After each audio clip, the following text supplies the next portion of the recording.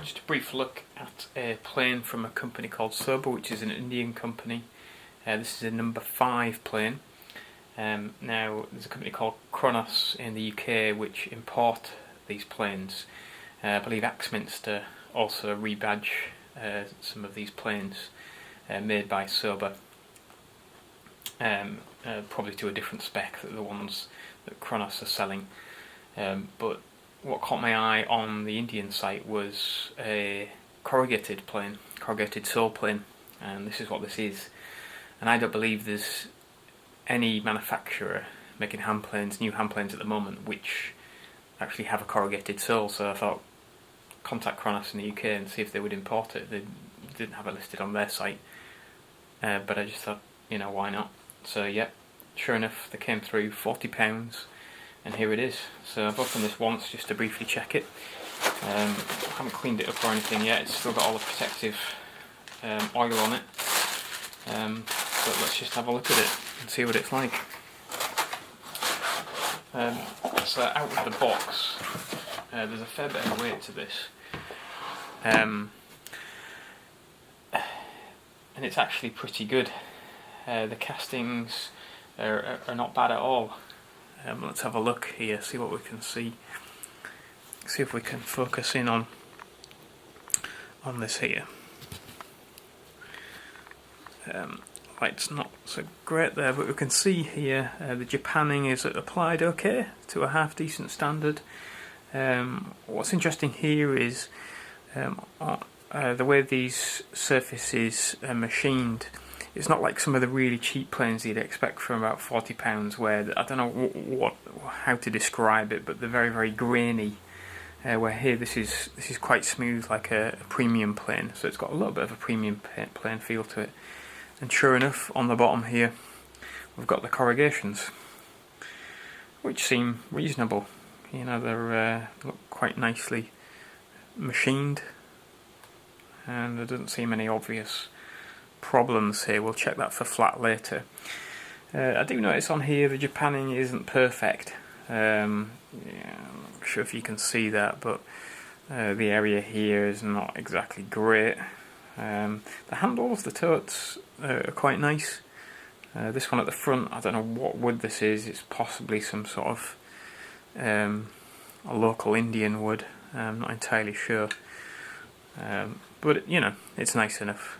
The finish on the rear tote doesn't look to be perfect. There's a few areas here. I'm not sure what's going on with the finish, but it's a little bit kind of rougher in places than others. But overall, this looks pretty reasonable. Okay, so I've taken this apart, cleaned it up, taken all this oil off it, which there's plenty of it, and a few more things that I've noticed about it. Checked the sole for flatness, and it's okay. There's two very, very small, from what I can see, high points, actually, both here and here. Focus again. Yeah, about here and here.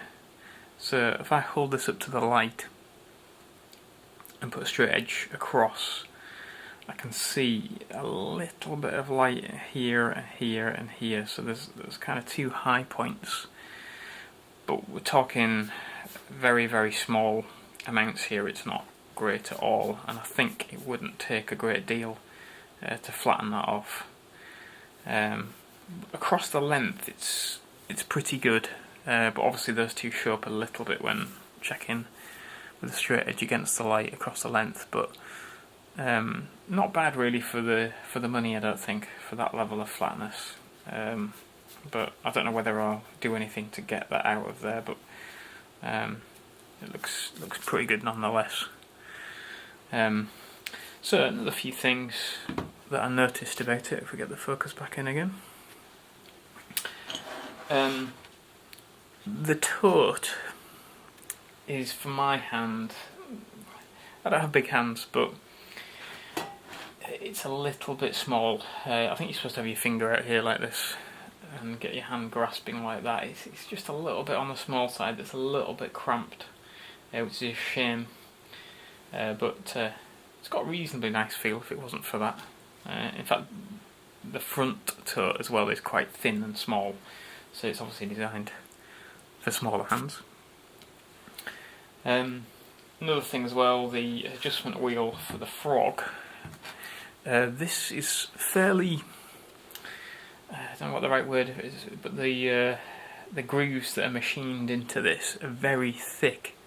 They're not like they are on the Stanley that I have from the 60s, which is actually quite fine. These are quite chunky, and this doesn't seem as nice as the wheels that I've seen on some other planes.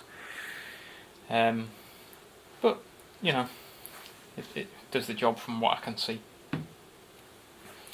The blade and the cap iron seem pretty good. They'll need some flattening. They're not perfect. For thickness, if we compare these to the Stanley that I have, the cap iron is quite a bit thicker. It's about 3mm almost on the cap iron. The blade is identical. This is an old one, you can see this for comparison. This is on a Stanley 4.5 from the 60s, and you can probably see here the difference. So the cap iron obviously is here on the Soba, and there it is on the Stanley. So you can see there's quite a bit of difference. But the blade itself is the same thickness. So whether that's a good or a bad thing is a matter of opinion. Obviously a lot of the newer so the original plan here was to do this without any sharpening or honing, but that was a disaster. All I could do was tape dust, so it was horrible. Completely blunt out of the box. So I've given it a bit of a tweak with some diamond stones, nothing too crazy. Let's see if we can take a shaving. That's something here. Well, we're not clamped down. This is the world's worst workbench. It's not steady at all.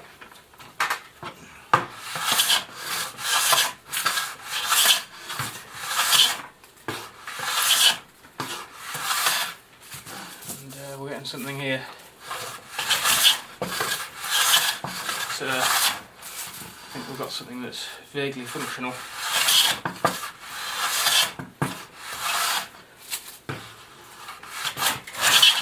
That's a bit more depth, he's wound it forward a bit there.